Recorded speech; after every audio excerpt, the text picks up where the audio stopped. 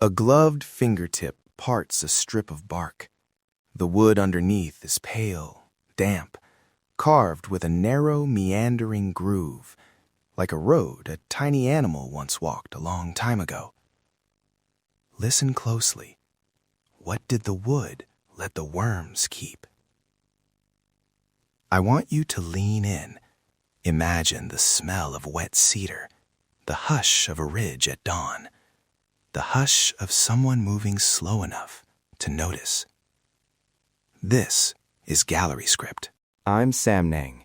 Find somewhere dark and quiet. Put your headphones on and let the forest come close. Tonight's story looks small, almost microscopic, but the consequences reach far. It's about larval galleries under bark, a volunteer who notices them, and the line those tiny tunnels may, or may not, trace to a vanished hiker. The volunteer is named Lena. She's in her 30s, volunteer for a regional trail stewardship group, and she knows the woods the way a mechanic knows a car engine, by touch, by sound, by the places that fail first. On this ridge, the trees are thick with moss. The air is always a little damp. Lena walks slowly with a small hand lens and a notebook. She's not looking for mysteries, just for damaged saplings and places to remove invasive plants. So when something catches her eye, it's the kind of small detail only someone who shows up again and again would ever notice. One damp morning, she finds a patch of bark, peeled back like a grudging eyelid. Beneath, a pale ribbon snakes across the cambium. Not a hollow tunnel like a burrow, but a carved gallery pressed into the living layers of the tree. She could have pried the bark and pulled the tunnel apart. She didn't. She photographed, labeled the tree, and left the site intact. That choice matters more than you'd think. Over the next few weeks, Lena keeps seeing the same thing. Not identical copies, but the same geometry, gentle arcs, similar spacing between turns, and overall direction that, when she pins each photo on a map, starts to look like a line. At first, she imagines coincidence. Forests make patterns, wind and fall and fungus make lines all the time. But the line crosses an old search perimeter from a 30-year disappearance, someone who didn't come back from a hike. Now the marks are no longer only about trees. They press against memory. This is where science steps in. I spent time in labs and on benches with people who know insect handwriting better than I do. An entomologist told me how gallery formation works. Larvae of certain bark beetles eat just under the bark, tunneling as they grow. The shape of a gallery comes from the insect's life cycle, the speed of its feeding, and the tree's own chemistry, nutrient flows, resin pockets, even the microclimate under that bark. The gallery is a record, yes, but it's a record written by two hands, the insects and the trees. A wood anatomist I spoke with added a caution. Trees don't behave like blank slates. Bark thickness varies, sap flow is not uniform, and previous damage changes the route an insect can take. Galleries preferentially form where the wood is softer or where the tree's defenses are lower. A beetle doesn't aim like a scout.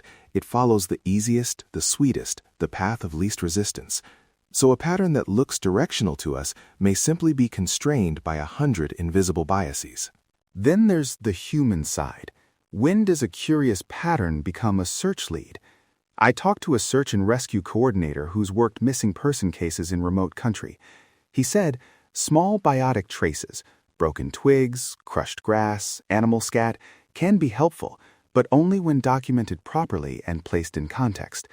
A single gallery, or even a line of galleries, can't and shouldn't be treated like a footprint. Chain of custody, trained observers, and corroborating evidence are essential. Otherwise, you risk creating false hope, or worse, damaging an ecologically sensitive site trying to find confirmation. Here's where the story tightens. Lena maps her galleries carefully. No bark removed, no bark slid back. She reaches out to a local entomologist and shares anonymized photos and a simple map. Together, they overlay the gallery line on historical search grids. The line used to cross a trail where, 30 years earlier, a hiker named Mateo vanished. Mateo's family had long since dispersed, the search files thin and cold. but someone from the family still kept a box of photos. In one, a low-angle shot of the ridge had a thin white line, an old flagging, that when compared to Lena's map, aligned in an unsettling way. And now, Lena faces a choice that feels at once enormous and small. Share the coordinates and invite a new search, or hold back to protect fragile context and avoid turning the ridge into a parade of untrained curiosity. The family asks for coordinates. Volunteers online beg for pictures. An ethics question becomes practical. Could revealing precise locations lead amateurs to peel bark, to dig, to take souvenir samples that destroy the very evidence needed to draw careful conclusions? That pre-dawn rewalk. This is the climax. Lena meets the entomologist and an SAR tech before first light. Headlamps bob. Breath fogs the air. They move slow, almost reverent. Under the loupe, a gallery looks like handwriting on paper. Tight curves, faint crosshatch scarring where larval legs scraped. They photograph at standard scales, note tree species, compass bearings, and GPS averages without dropping pins at the exact trunk. The SAR tech makes notes about recent human traffic, game trails, and old flagging. Everyone is careful because this is fragile material, both ecological and emotional. The entomologist reminds them, these galleries are suggestive, not conclusive. Species X tends to carve long, meandering galleries that can trend uphill because its larvae prefer the warmer cambium on slopes. In another year, a different climate pattern changes feeding speed and the gallery geometry. The wood anatomist warns of substrate bias. If one side of the ridge has younger, thinner-barked trees, galleries will concentrate there and create apparent lines. The SAR-tech nods. We use these things as pieces of a puzzle, never as the picture itself. They decide on action, share the anonymized map with the family and with the regional SAR unit under agreed protocols. No public coordinates, no high-resolution tree photos in forums. A joint trained sweep is organized that week, careful to minimize disturbance. The family attends. They walk the ridge and look at the trees where the galleries were recorded. There is hope, and there is also an acknowledgement of limits. The SAR coordinator explains to the family that the galleries add context and help prioritize sweeps, but they are not a marker that says search here and dig here. After the sweep, experts reviewed the documentation. Some galleries matched expectations for species behavior and substrate bias. Others could be explained away by resin pockets or beetle preference for trees stressed by fungal infection. The SAR team followed up with ground searches and interviewed older volunteers who remembered flagging decades earlier. No definitive recovery came from that ridge. What changed, however, was local practice. The stewardship group adopted a protocol for cataloging galleries, including who to call and how to preserve context. Photograph with scale, leave the bark, anonymize site data, and treat insect traces as soft leads. The final image I want you to hold is small. A single gallery meander, caught in morning light, turning inland like a finger. Look at it and feel that unresolved tug. The gallery speaks, but it doesn't tell us everything. It both reveals and conceals.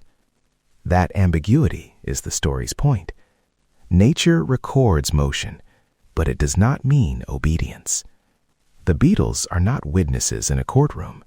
They are actors following instincts in a living medium. Before we close, a practical plea.